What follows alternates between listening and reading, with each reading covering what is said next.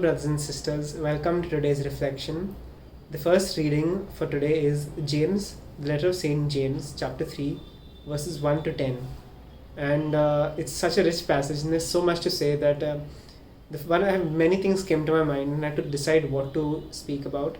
But the first thing that came to my mind is so it's a bit of a story that I have a friend, he's still my friend. And once, like a long back, it was a start. We were growing in our faith and learning about things. We were trying to also act it and act on what we believe. And I never had like a thing for cursing or swearing. I somehow, by the grace of God, I avoided it and I didn't want to do it. And I didn't like it when others cursed and used curse words and all of that. This friend of mine, I also began to tell him that you should stop this. It's not right and everything. So he said, "You give me one verse in the Bible where this is written and all, then I'll see." Said, "Okay, challenge accepted." Googled it right away, and I showed him James 3:10. I said, brothers, I still remember the verse from that day. "From the same mouth cometh blessing and cursing. My brothers and sisters, this ought not to be so." And he didn't really change that immediately, but that's just one thing that comes to my mind. So anyway, coming back to today's reading, so I would divide it into 4 sections. I'll come back to what the sections are. But some context first. The letter of Saint James, if we say in general, maybe you've been keeping up with the reflections from this week or the readings in general. And the letter of Saint James is tough, man. It's so hard to read because he's not holding back. He's a pretty harsh person, at least in the sense of you need to live out your faith and you have to do these things. You can't just speak about them or talk about them. And he's so particular. And for example, if you see the next chapter 4, verses 11 and 12, he says, "You may not judge or do not speak evil or judge anyone else." The ending of verse 12 is, "Who are you to judge another?" Or this one, which is favorite or my unfavorite, is James chapter 1, verse 26, where he says, "If any think they are religious and do not bridle their tongue but deceive their hearts, their religion is worthless." Man, that's just it's something that's not easy to digest. And so you can see the letter of Saint James, if you were to put it in general, of course there's this emphasis on faith and works, which you believe as Catholics, that you just have to work out your faith, if it is real, must work itself out in acts of love. But I also noticed that he keeps talking about faith and works and even words, that it's not just practice what you preach, it's also be careful before you even preach. Before you speak anything, be careful, because even that matters. And that's a little harder even than the faith and works part, because we talk all the time and it's a little hard to monitor and be careful. Okay, what am I saying? Is this contrary to something else? Is this evil? But he's not holding back. He's saying this is the gospel and this is what it means to be a Christian, and that's what it is. And that's actually what I would call what I would say as section 1 of today's reading, which is he's saying, for those of us who are teachers, we have a great responsibility, because we are teaching people something, and we have to first of all make sure that we're teaching them the truth, but also that we have to be careful to live out what we are teaching. So it's not easy to become a teacher. I would say that is section 1, the first 2 verses of chapter 3. But then the section 2, I would say, is he gives these examples of horses and ships, and for example, and he's trying to compare it to how we speak and our usage of our tongues, and how we control our bodies and stuff like that. In section 3, it's almost like he's calling curses on the tongue, and he's describing it in this horrid way, as if it's a monster and that kind of thing. And he's just using the most rich language, you could say, or imaginative language, to describe how terrible the tongue is. And the last part, verses 9 and 10, is when he's talking about the hypocrisy of that we use the same mouth, the same tongue to bless people and to speak good things, but we also use it to speak evil and to curse others. So to come to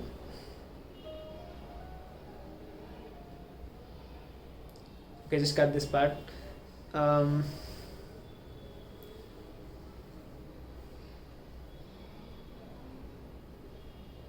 So coming to section 2, about the analogies.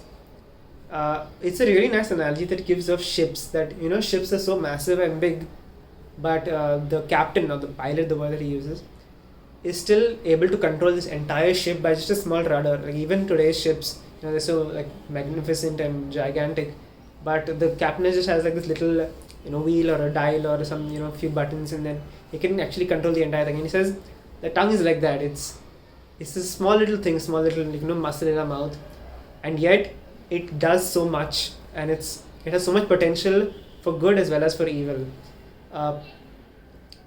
But so those analogies are good, but I actually want to go a little beyond our reading for today to verse 12.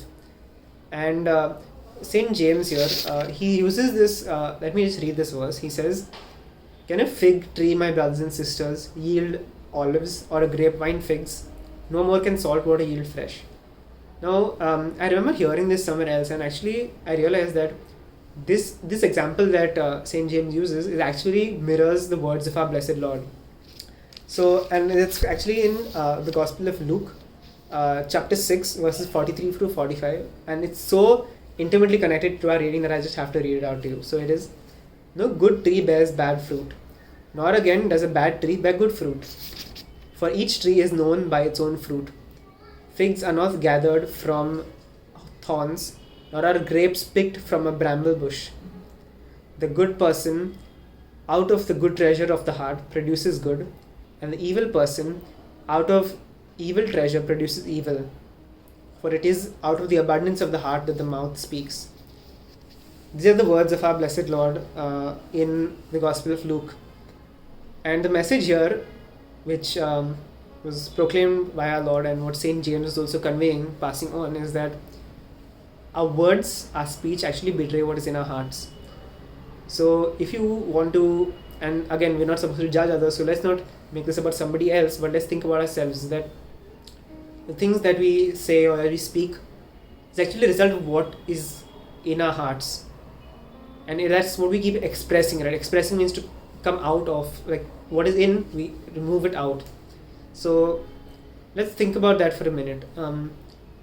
Often many of us have these habits, we curse, we use what my 9th standard teacher would call colorful language, or maybe sometimes we tell inappropriate jokes, or just like this sort of thing. We don't always do it consciously, it's just a habit, it just happens. And sometimes we're just confronted with someone asks us, "Do you really mean that?" Or "I didn't expect this from you," something like that. And then it just hit us, like, "Oh, I'm sorry, I don't really mean that, I just said it." And it's like, why did you say it if you don't mean it? And we just say, "I don't know why, I just said it." Or maybe how many times do we maybe in the heat of an argument or something, or maybe it's not an argument but somebody's doing something and we just get annoyed and we're not able to control ourselves, and suddenly we just snap and we shout at them, or we say things in anger, and then later we come back to thinking about ourselves and we see, okay, but do I really believe those things? Or why was I so harsh with this person? Usually our family members, we fight with them, but it might be even our close friends or maybe a colleague, and you wonder, do I really mean those things? Why did I say those things? And the point is that these things are in our hearts. We have broken, wounded hearts, and all these things are there, but it's just most of the time we're unaware of them, but certain situations kind of force it out, and that's when we come to know what's in there, and something, a little hint of what we really like. And that's why it also explains section 3 of today's reading, which is St. James using this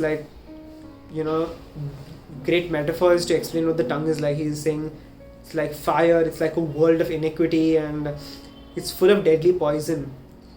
And it seems like it's a lot, but it actually makes a lot of sense, because it's with the tongue. It's this little muscle in our mouth, little part of our being. Doesn't take much weight, doesn't use that much energy, but it can cause so much harm to our relationships. It can damage others' reputations. It can cause all these problems, and that's why it requires a lot of control. It requires a lot of dedication to work on controlling our speech and controlling our tongue and controlling how we speak, what we speak about. Because here's something to think about, is that if we as Christians, if we swear or curse or even gossip, and swearing or cursing maybe some of us might, like most of us might not even be doing that. But gossiping is something that just happens, it just, in conversation with friends or in a certain group, is something that just happens a little more easily for some of us, maybe for most of us. But if you're doing these things, how are we different or better than other people? Like, what would our excuse be? Oh, somebody else does it, or my friends, or I watched it in a TV show or something like that. Or people do it all the time. Then how do we claim the name of being a Christian? How are we different or better if we're Christians, if we're just doing the same thing as everybody else? So these are some things we can think about. But it is a harsh reading. So to conclude the reflection, I'd give you a few questions for reflection, and after that a few suggestions as well. So in this, St. James is talking about speech and the tongue and all of these things. Let's sit a bit and think about, what words do I use?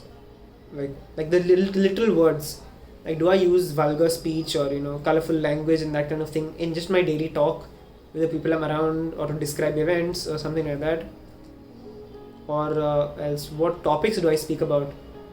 Are they like even somehow related to God? Is God on my mind when I'm speaking about certain things? Or have I just forgotten about God? Or how do I speak? Like, how do I speak about other people? Do I speak about them positively?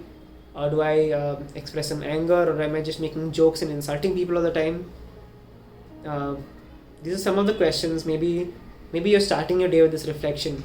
So sit a while and think about this. Reflect on how you examine your own behavior, examine your conscience, and see. Maybe you can make a resolution for this day to work on it. Or if you're watching this at the end of the day, you can think about, okay, how did I spend today? Did I speak about people in the wrong way? Did I insult them? Have I used the wrong words to speak? A few other suggestions I would give is, you can read the other passages that I listed out, the Gospel of Luke, or the other verses in the letter of James. Or you can even read the whole letter of James. It's not that big. It took me about 12 minutes to just go through the entire thing. And of course, I'm not saying just read it and just move on with your day. Maybe just sit. If you don't read the whole letter, take a passage or two, whichever you feel like. Maybe just today's reading. Read it, try to absorb it and meditate on it and reflect and think, okay, where is the Holy Spirit poking me and showing me that this is my shortcoming, my failure? What do I need to work on? Ask God for the grace to work on this. And also, one last suggestion I'd give is, Lent is coming soon in about 10 days, more or less. Maybe you can think, if this is something you struggle with or something you never thought about, but you feel like, okay, this God is calling you to work on this, maybe you can make this your Lenten penance and say, okay, from now on, I'm going to work on improving my speech, improving the way I speak, the words, the topics. I'm trying to change the way I think and feel. And I'm going to work on that, especially for Lent. Maybe that's something you could do as well. Because, of course, in the end, St. James is spot on when he says, from the same mouth come blessing and cursing. My brothers and sisters, this ought not to be so. Have a nice weekend.